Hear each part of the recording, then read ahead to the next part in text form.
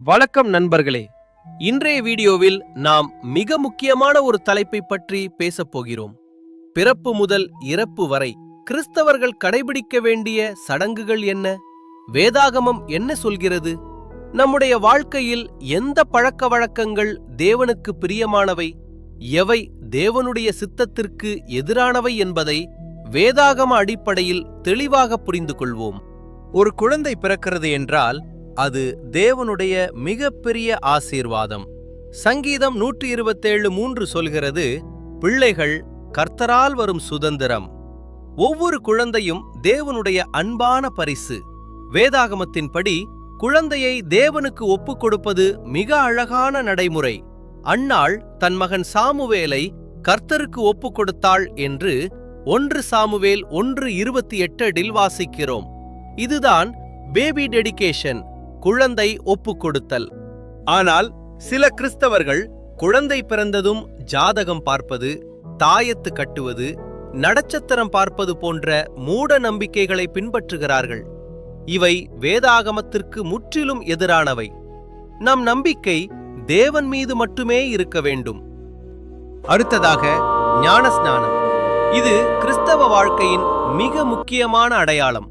மத்தேயு 28:19 இயேசு சொன்னார், நீங்கள் போய் சகல ஜாதிகளையும் சீஷராக்கி பிதா குமாரன் பரிசுத்த ஆவியின் நாமத்தினாலே அவர்களுக்கு ஞானஸ்நானம் கொடுங்கள். இது விசுவாசத்தின் அடிப்படையில் எடுக்க வேண்டிய முடிவு. ஞானஸ்நானம் என்பது நம்முடைய பழைய வாழ்க்கை கிறிஸ்துவுடன் அடக்கம் செய்யப்பட்டு புதிய வாழ்க்கையில் எழுந்திருப்பதன் அடையாளம். இது ஒரு தனிப்பட்ட விசுவாச அறிக்கை. ஆனால் சிலை வழிபாடு, புனிதர் வணக்கம் போன்றவை வேதாகமத்திற்கு எதிரானவை. நம் ஆராதனை இயேசு கிறிஸ்துவுக்கு மட்டுமே உரியது. குழந்தைகளை வளர்ப்பதில் தேவனுடைய வழிகாட்டுதல் மிக முக்கியம். நீதிமொழிகள் 22:6 சொல்கிறது, பிள்ளையானவன் நடக்க வேண்டிய வழியிலே அவனை நடத்து, அவன் முதிர் வயதிலும் அதை விடான். ஞாயிற்றுக்கிழமை பள்ளி, வேதாகம வகுப்புகள், குடும்ப ஜெபம் இவை குழந்தைகளின் ஆவிக்குரிய வளர்ச்சிக்கு மிக அவசியம். குழந்தைகளுக்கு சிறு வயதிலிருந்தே தேவனுடைய வார்த்தையை கற்றுக் கொடுங்கள். திருவிருந்து என்பது கர்த்தராகிய இயேசு கிறிஸ்து நமக்கு கொடுத்த அழகான கட்டளை. 1 கொரிந்தியர் 11:24-25 சொல்லப்பட்டிருக்கிறது, இது உங்களுக்காக கொடுக்கப்படுகிற என்னுடைய சரீரம், என்னை நினைவு கூறும்படி இதை செய்யுங்கள். ஆனால் தகுதியில்லாமல் திருவிருந்தில் பங்கேற்பது பாவம் என்று வேதாகமம் எச்சரிக்கிறது. ஆராய்ந்து பார்த்து பரிசுத்த இருதயத்தோடு கர்த்தருடைய பந்தியில் பங்கேற்க வேண்டும். திருமணம் என்பது தேவன் ஏற்படுத்திய புனிதமான உடன்படிக்கை. ஆதியாகமம் 2:24 சொல்கிறது, புருஷன் தன் தகப்பனையும் தாயையும் விட்டு தன் மனைவியோடே இணைந்திருப்பான். கிறிஸ்தவ திருமணம் தேவனுடைய சமூகத்தில் செய்யப்படும் அழகான உடன்படிக்கை. ஆனால் சில கிறிஸ்தவர்கள் முகூர்த்தம் பார்ப்பது, தாலி பூஜை செய்வது போன்ற இந்து சம்பிரதாயங்களை பின்பற்றுகிறார்கள். இவை வேதாகமத்தில் இல்லை. நாம் தேவனை மட்டுமே நம்பி அவருடைய ஆசீர்வாதத்தை நாட வேண்டும். திருமணம் என்பது 2 உள்ளங்கள் தேவனுக்கு முன்பாக செய்து கொள்ளும் வாக்குறுதி. அன்பும் விசுவாசமும் ஒருவருக்கொருவர் மரியாதையும் இருக்க வேண்டும். இதுதான் தேவனுக்கு பிரியமான திருமணம்.